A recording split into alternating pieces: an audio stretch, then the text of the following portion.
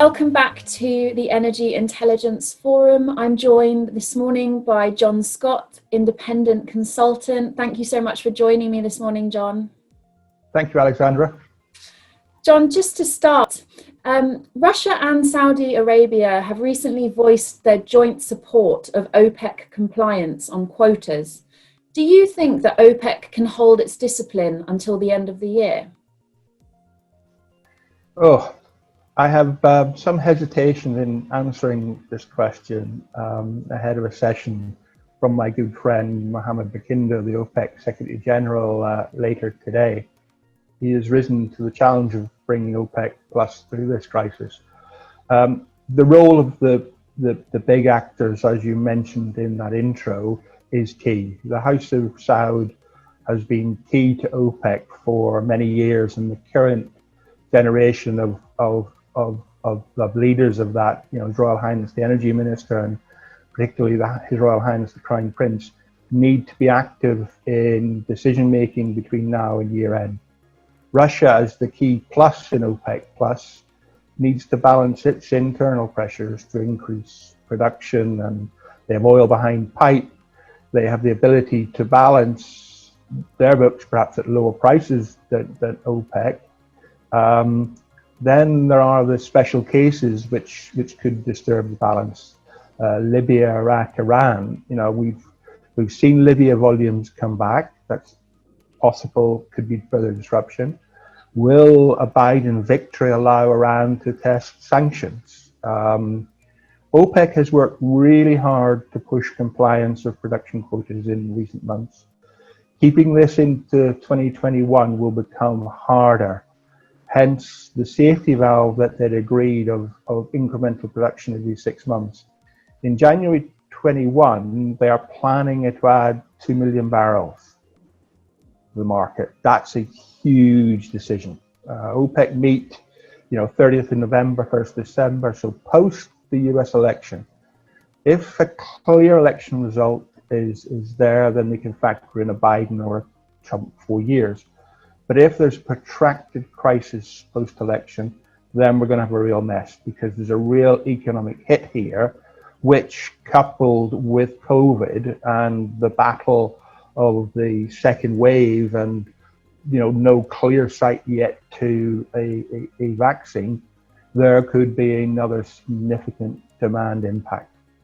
And I hope, but I have doubts as to whether we will have real progress on COVID-19, by the OPEC Plus decision. I've seen some commentary out of Saudi that suggests that they may want to delay the 2 million barrels. It's unlikely that the market could take the 2 million barrels easily, but delaying increases the pain on the countries that are hurting bad. Does this mean future quota breaking in Q1? And is that why we're seeing leadership from Russia and the Kingdom and others, and OPEC Secretary General, pushing so hard on compliance? In summary, I think we will stumble through the year end with some sort of OPEC Plus deal, but 2021 will need a new deal or plan if OPEC Plus is to remain effective. Okay, thank you, John. And just to follow up on that, where do you see the weakest link? I've mentioned some key pressure points like Russia and the other countries. Russia's a significantly different starting point than most OPEC because of its economics, its politics, its global role. I have no insight to what Putin and the MBS will talk to each other, but they need to reach some sort of consensus. Libya production could be on or off depending on the conflict issues. It's difficult to say that their resumed production has no place in the market given what the country's been through. Iraq will continue to argue that they need special treatment. I just have a niggly worry that Iran, following, if there is a Biden victory, may feel it wants to test sanctions. It has, again, pent up supply. My weakest link, however, is COVID. What is the status of the pandemic and the resultant destruction. That is such, we already have a complex set of issues for OPEC Plus, and wrapping COVID-19 on top of it just puts an exponential question into the equation. Thank you. And so far during the Energy Intelligence Forum, we haven't heard much from Nigeria yet. What are your views on the recent progress on the petroleum industry bill? A long gestation. In 1987 or 88, I was still young in the industry and was involved in discussions with the then GMD of NNPC, Arrett Adams, as to whether NNPC should invest outside of Nigeria in storage or refineries, both to protect and enhance returns and market position in some very difficult market conditions. Nothing came of it, and I've seen many attempts since then to modify the oil industry in Nigeria. I was involved in Project PACE in 2004 in the early talks of the PIB nearly 20 years ago.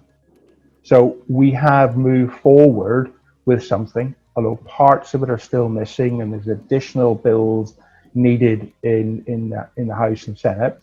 This means it's hard for the industry to make clear decisions on Nigerian strategy and plans.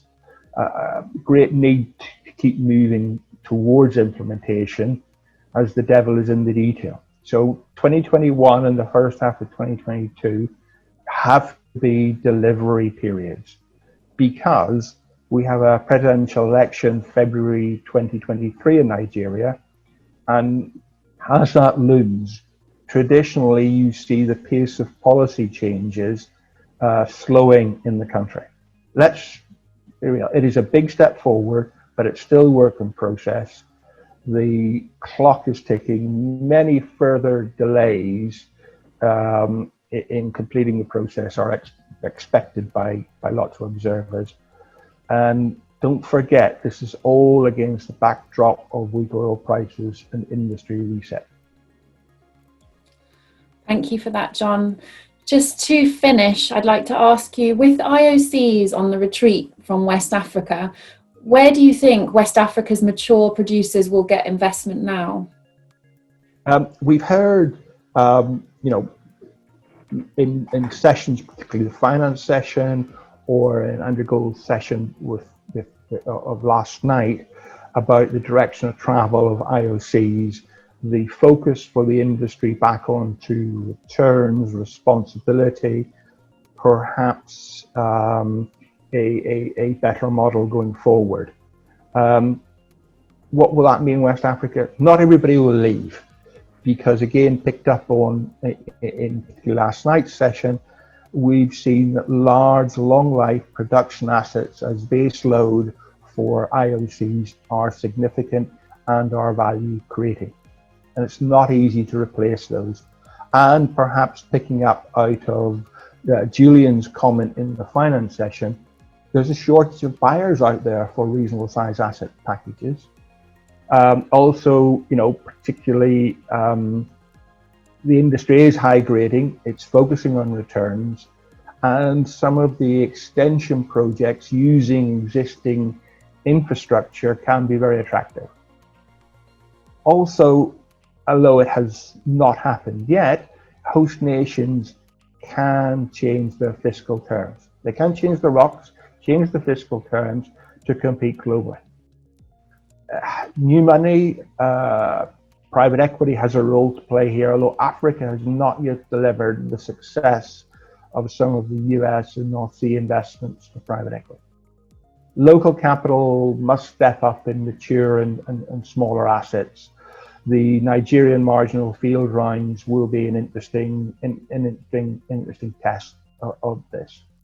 Because again, picking out of the finance session, equity and debt for small independents will be hard.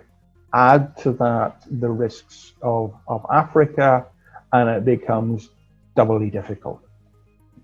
We will see some assets stranded at times because of the oil price cycle, unless host nations change their terms. It's in part, this reset needs perhaps also to include reviews of fiscal terms, approval cycles, local content, security, etc., etc. The world is not short of oil and gas opportunities, and Africa must not forget this. Thank you so much, John. That's been really, really interesting. I appreciate your time and enjoy the rest of the Energy Intelligence Forum. Thank you very much. Thank you.